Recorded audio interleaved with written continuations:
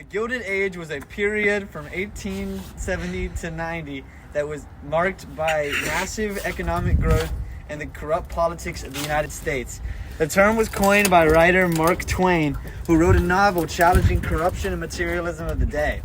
Gilded means a cheap alloy covered with an expensive metal, which parallels the decadent expenditures of the era with undertones of poverty and squalor. The period was characterized by a shift from agrarian societies to a massive urban economic centers in which the majority of the population were poor wage workers. The elites of the era included railroad tycoon Cornelius Vanderbilt and Andrew Carnegie, who pioneered steel production. It was this time that the U.S. became the #1 producer of manufactured goods in the world, epitomizing the growth of the era.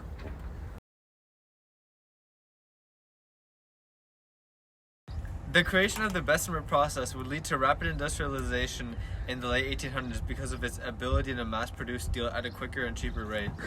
Through the mass production of steel, the United States could create new jobs, make skyscrapers, and more.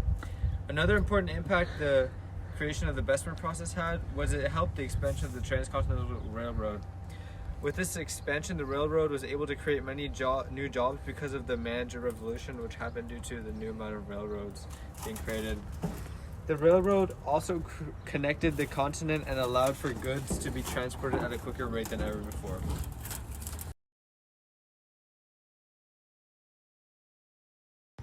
During the time of industrialization of the United States, more than just economic changes arose. The social aspect of various American groups was affected by the major economic and political changes brought forward in this time period. For example, The Gospel of Wealth, a famous essay written by Andrew Carnegie, laid out the popular beliefs of philanthropy and the donation of money to the poor from the elites. He believed that business tycoons were responsible for the development of the lives of the poor through the creation of new projects, and that the poor could become rich through hard work. Throughout America, the development of different groups was affected by the rights that they had. African Americans were often not allowed to work in the growing factory system and were forced to be servants, while women began to be introduced into the working class. Workdays were often as long as 12 hours, and while working conditions were harsh, pay continued to increase throughout the time period.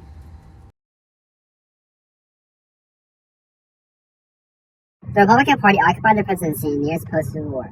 The former party of Abe Lincoln could brag of Civil War victory and urged supporters, many of whom were U.S. Army veterans, to vote as they shot. White Anglo-Saxon Protestants, rural Northerners, and Westerners, and African-American men made it the Republican coalition. The Republican Party worked to secure civil rights for black people in the South during Reconstruction, but by the late 1870s, the party's dedication to racial equality had diminished.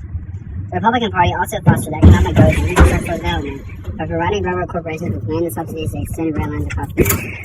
In terms of economics, the party backed a high tariff to safeguard American industry from foreign competition, as well as a hard money policy to anchor the currency to the gold standard. Banks and business owners benefited from these measures. Our other two props for this are going to be this, which represents the gold coin, which the Republican Party supported the gold standard, which was a support for industrialization. And this here is a picture of a Bessemer process steel manufacturing device implemented by Andrew Carnegie, which allowed the U.S. to become #1 in steel manufacturing. Thank you. Post-Civil War. The former party of Abe Lincoln could brag of Civil War victory and urged supporters, many of whom